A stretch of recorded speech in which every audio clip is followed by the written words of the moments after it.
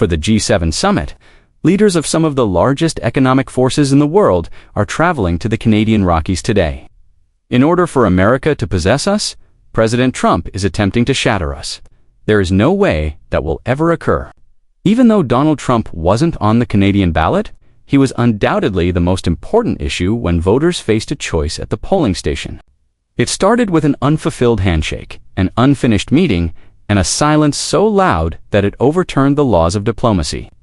With cameras flashing and nerves already jangled, the G7 summit began high in the Alberta Rockies, encircled by ice and pine. This was meant to be standard procedure. This was meant to represent oneness. Rather, it became the day that the G7 collapsed. To help us defeat the YouTube algorithm and to show your support, please hit the like button before we commenced. Armed with military helicopters, armored convoys, and a trade policy that ignited the global economy, President Donald Trump came in Canada. The headlines weren't inaccurate. This summit was not your typical one. It started with a tariff rather than a press conference, and was the first significant stress test of Trump's second term. 10% on energy items and 25% on anything that Canada exports. There are two main reasons why Trump was elected, and neither of them has anything to do with DOGE. It is not related to Canada in any way. The goal is to fix the border and reduce prices. The border is reasonably safe. The cost has not decreased. And if those increase, that's why I purchased a laptop a few weeks ago, rather than holding out for a new one. Individuals who are considering those durable products are making decisions about whether they can afford them now, later, or not at all, when tariffs are introduced.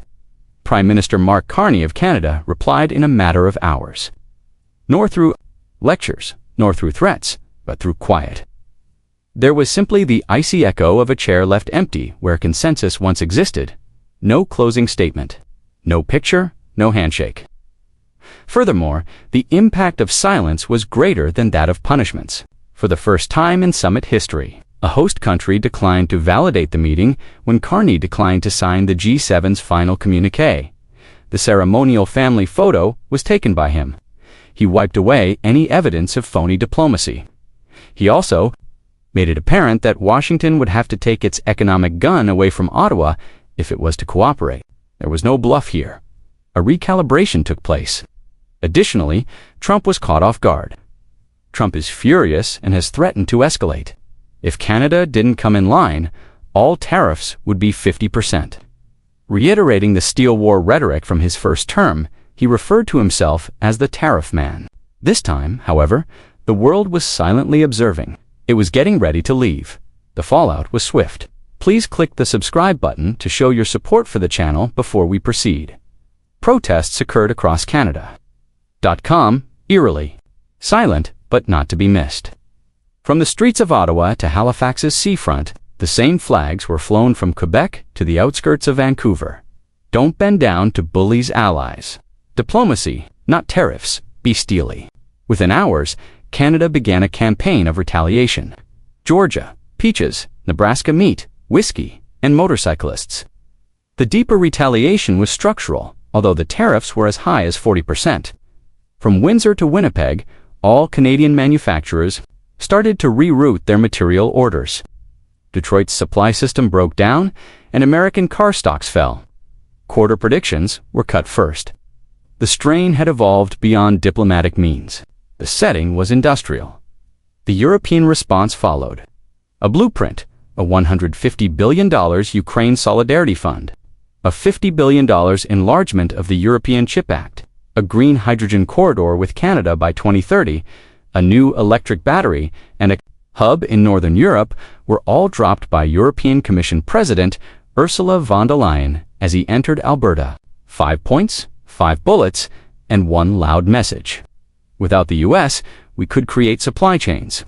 In front of the press, Macron doubled down. He rejected what Trump referred to as the G9 vision and invitation for China and Russia to rejoin the G7, calling it a dynamite stick to Allied ideals. Germany came next. We cannot give a seat to Moscow while Luhansk is still burning, stated Chancellor Friedrich Merz bluntly. Both the post-Cold War infrastructure and the summit had crumbled.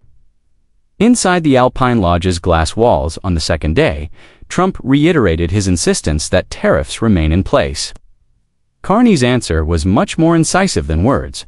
His briefing notepad was closed. He responded, "Both sides of the highway shut down if you wore the lane." Markets on the other side of the Atlantic shrank back. Wall Street collapsed.